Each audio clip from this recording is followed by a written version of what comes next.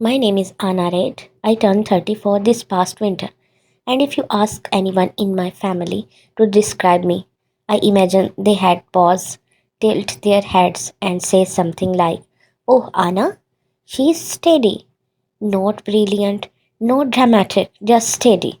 That's how it's always been.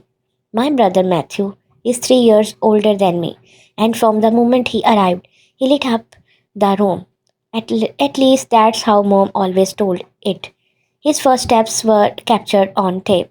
His science fair trophies were displayed in the hallway of 4 years. Mine? Somewhere in a box in the garage. If they were not already toast during spring cleaning. Matthew became a lawyer, married young, built a house with a wrap-round porch and white pillars. They called it classic elegance. And his wife threw themed birthday parties of their kids, three girls under 10, each more Pinterest perfect than the last. My parents would show off printed photos books at every holiday. And me? I live in a second story apartment about an independent bookstore downtown. I work as a city zoning analyst, which is the exactly as boring as it sounds at cocktail parties. And I prefer quit our company. I have never married. I don't want children. I drink good coffee and invest carefully. My mother once told me I had make a great aunt one day if I didn't wait too long to be useful. Useful? That word stuck. For years, I nodded through the question. Anyone special in your life? Don't you want to give your parents grandkids? Still living in that tiny place? Every family gathering came with a reminder of what I had not done, what I had don't become, and yet I showed up because it was easier than explaining why I was always tired from being invisible.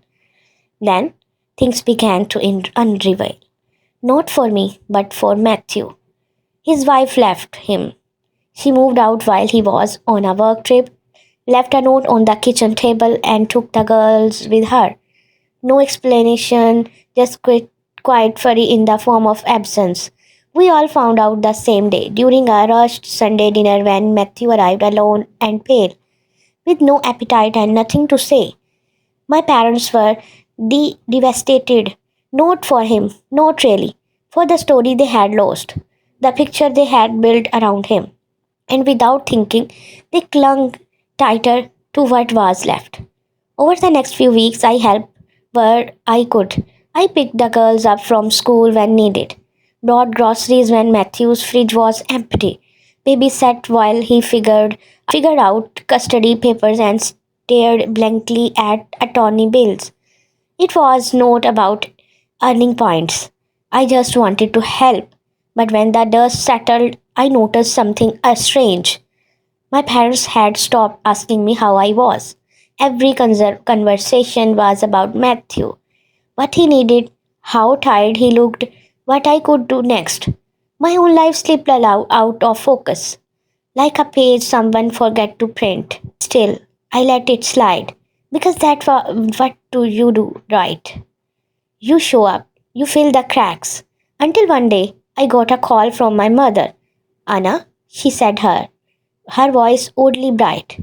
We have a little plan. You can come over tonight. I assumed it was about the girls. Maybe Matthew needed another ride or a school form filled out. But when I arrived, the living room was too quiet. No kids, just my parents sitting side by side, and Matthew looking like he had rather be anywhere else. There was a folder on the table, cream colored official. What's this? I asked. Mom smiled, motioning towards it. Take a look. I open it. Mortgage paperwork. A property address I didn't recognize. We bought a house, she said, for Matthew and the girls. Somewhere peaceful, close to good school. I blinked. You bought him a house? Well, technically we secured the loan, Dad corrected. But you will be covering the monthly payments. It's really the best solution for everyone. I stared at him, certain I had misheard. You want me to pay for Matthew house? He can't afford it right now, Mom chimed in. You know how hard this divorce has been on him, and the girls need space, stability. My voice was low. Even so, you bought a house, knowing he could not pay for it, because you assumed I would. We didn't assume, Mom said quickly. We hoped. You are in a great position. No kids, no mortgage, you can manage it. I felt like I was floating outside my body. I have been saving for my own place. But you have not bought one, she said gently, as thought that made it irrelevant. I stood. No, Dad frowned. You are being emotional. No, I said sharper now. You are, and this is not a request, it's a setup.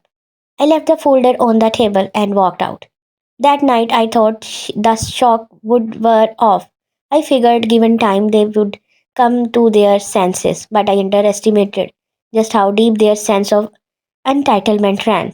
The next week I started getting calls, cousins I had not spoken to in a years, my mother's sister, even Matthew ex-mother messaged me on Facebook saying Matthew needs support right now.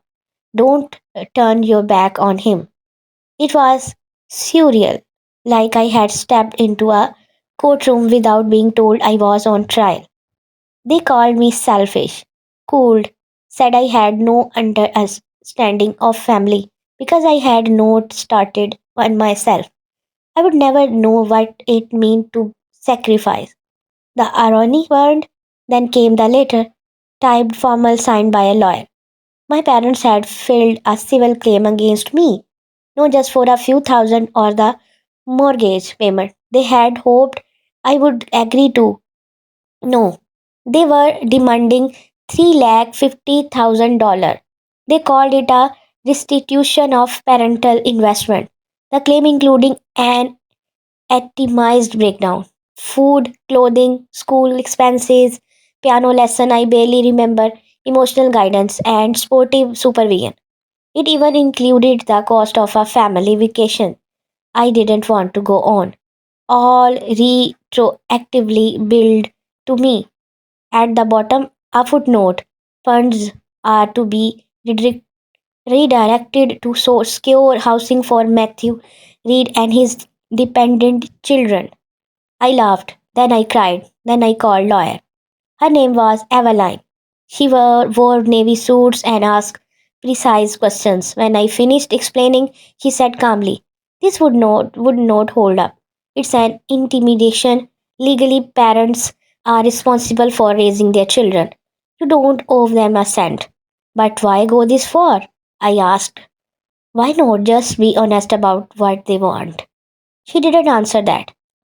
I spent the next 3 weeks building a file, proof of every wire transfer I had sent over the years, texts from my mom asking for just a bit of help, babysitting schedules, grocery receipts, all of it, not to justify myself, but to remember the truth. I had not walked away, I had been pushed. The court date came on a rainy Thursday. The judge was stern, composed. My parents sat flanked by two of my uncles. Matthew was behind them, eyes down. When the judges asked my father to explain the suit, he said simply, "We invested in our daughter. She is capable now. We were asking for a portion back to help the rest of our family." Eveline didn't flinch. "We have sample documentation proving that Anna Reid has not only supported herself since the age of 18, but also contribute significantly to both the plaintiffs and their son." The judge reviewed the file silently. Then he looked at my parents. "You are asking your daughter to reimburse you for raising her, so you can fund a home for your son?" Dad nodded. "Did you contribute to her college tuition?" "No," Mom said, "but we let her stay at home one summer during her internship." The judge didn't respond immediately, just made a note. Then softly he said, "Mr. Reid, Mrs. Reid, did you ever agree to pay this $350,000 claim?" "No," I said. "I didn't even know about it until the letter arrived." He nodded again. "That's all I need." The verdict came 2 weeks later. The case was dismissed with prejudice. The judges rolling called their actions manipulated, exploitative, and deeply inappropriate. I didn't celebrate, just exhaled. Matthew never called, not once. 3 months later, I bought a small condo on the edge of the city. Bright windows, hardwood floors. I planted herbs on the balcony and got a dog named Finn. I kept my distance from the family. Only my Aunt Roth, the one who had stayed quiet during all of it, ever checked in. One day she said, "Your mom still tells people you abandoned Matthew, but nobody listens anymore." And I was okay with that. Because peace, I have learned, does not arrive in applause. It shows up in silence, in morning light, on your own kitchen walls, in knowing you did the hard thing, not out of anger, but out of the love for yourself.